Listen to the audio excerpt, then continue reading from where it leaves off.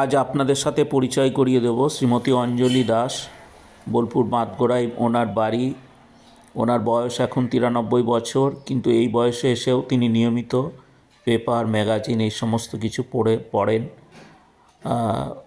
ওনার দীর্ঘদিনের অভিজ্ঞতা, বিভিন্ন জায়গায়, বীরভূমের বিভিন্ন জায়গায় তিনি ঘুরেছেন।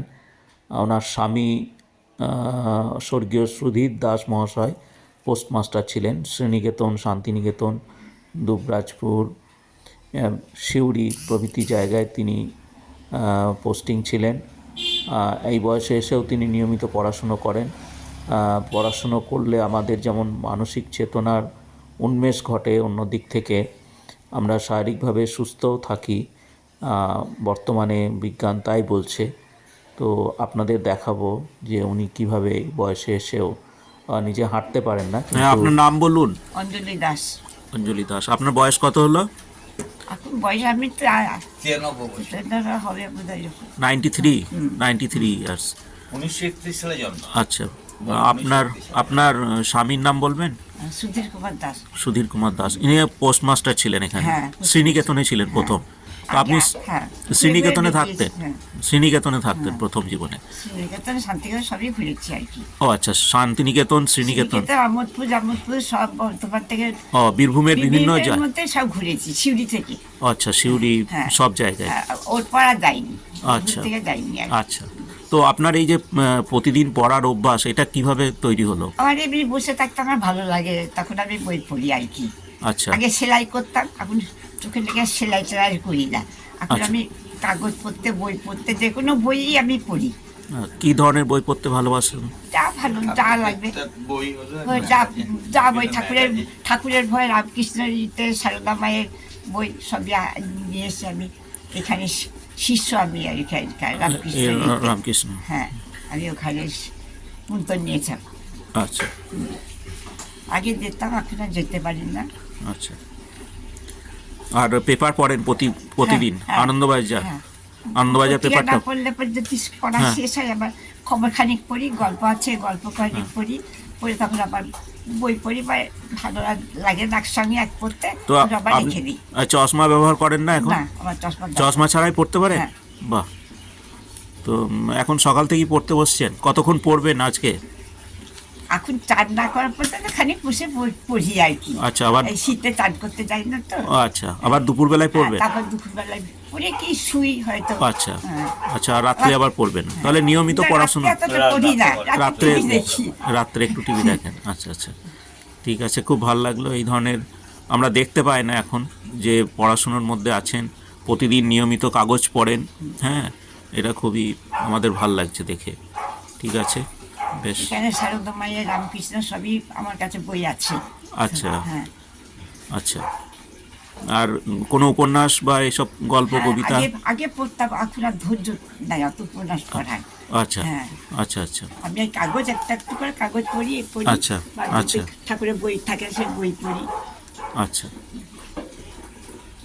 আর কিছু বিশেষ অভিজ্ঞতার কথা বলতে পারবেন যে ছিলেন আপনি শ্রীনিকেতনে ছিলেন বা এরকম শান্তিনিকেতনে ছিলেন, কিছু মনে আছে? আমি শান্তিনিকেতনে লাগাতো না, জায়গা আছে, তরকারি লাগাতো।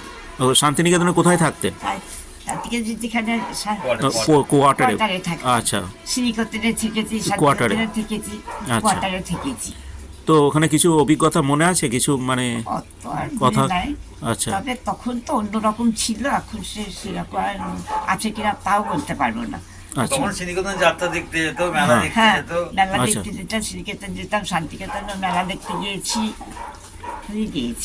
আচ্ছা, নিজের রিলেটিভ রাস্তা, তারা নিজে তো।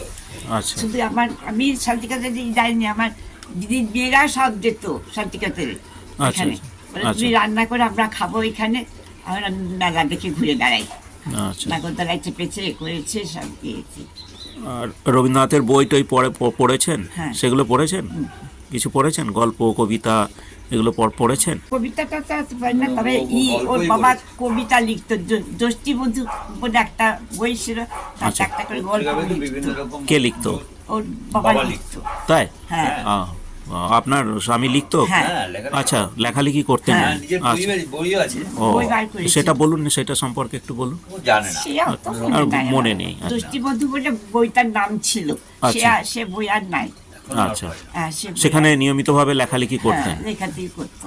আচ্ছা আচ্ছা তাদের যে বিভিন্ন বইগুলোতে আচ্ছা রয়েছে, আচ্ছা, ঠিক আছে। আর ওদিকে হাতের লেখা শেখাতে এ করতে এসবই করতো, আচ্ছা ছবি আঁকা এ করা।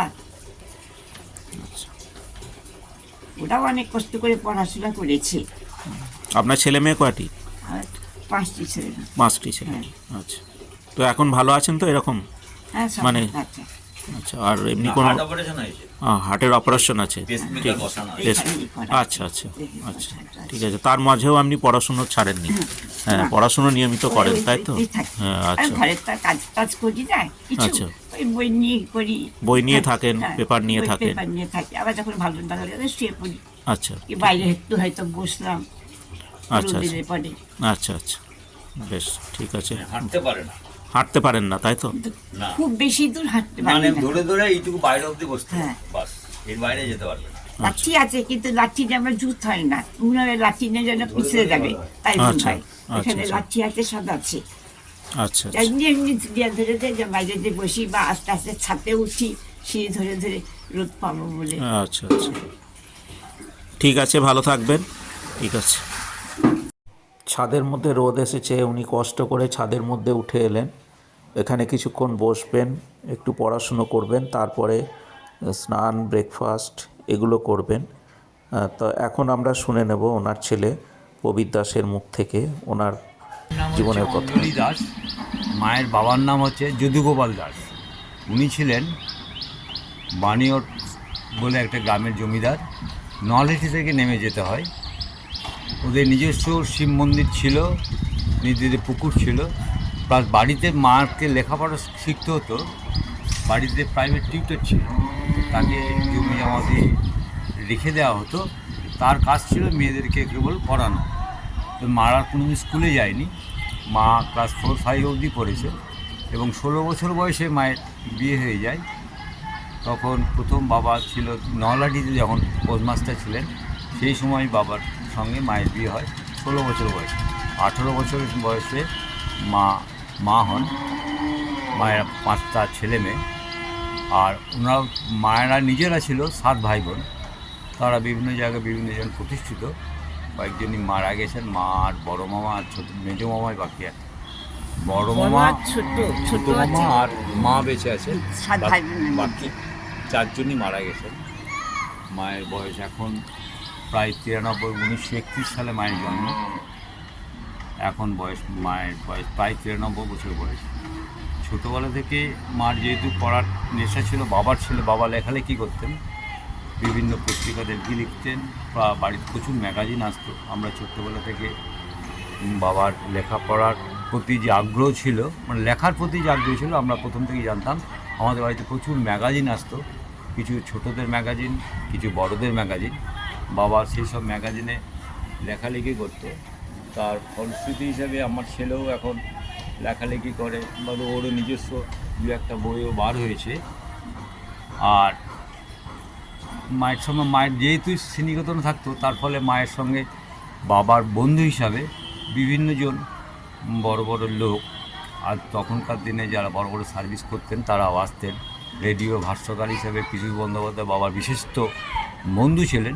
উনি প্রতিবার এসে বাবার সঙ্গে এসে আড্ডা মারতেন, বা আমাদের সঙ্গে ফটো তুলতেন, বেড়াতে যেতেন, আড্ডা মারতেন। আর সেই হিসাবে আরও বেশ নিমাই সদন বসু আসতেন বাড়িতে। তাছাড়া যেহেতু পোস্ট অফিসে তখন টাকা জমানোর যে প্রবণতা ছিল, তখন ব্যাংক অত ছিল না, তার ফলে বিভিন্ন লোকেরা বাবার কাছে আসতেন এবং বিভিন্ন রকমভাবে পরামর্শ করতেন কীভাবে টাকাটা জমানো যায়, কোন ব্যাংকে কীভাবে টাকাটা রাখা যায়। সেই হিসেবে বাবা পরামর্শ করার জন্য বাবার কাছে আসতেন। অফিস হতো, ইয়ে হতো, সবই তো সব কিছুতেই বাবা মোটামুটি ইনভলভ ছিল। শ্রীনিকেতনে আমরা বেশিরভাগ দেখি। তার আগে আমরা ছোটো ছিলাম, আমরা অতই জানিনি। বাবা কোনোদিন আর বদলি নেয়নি, যে প্রমোশন নেয়নি। তার কারণ আমাদের যেহেতু ছেলে মেয়েদের এডুকেশনের ডিস্টার্ব হবে, তার জন্যে বাবা কোনোদিন আর বদলি নেয়নি। আমরা বেশিরভাগই শ্রীনিকেতনে শান্তিনিকেতনেই বড় হয়েছি, ওই পরিবেশেই বড় হয়েছি।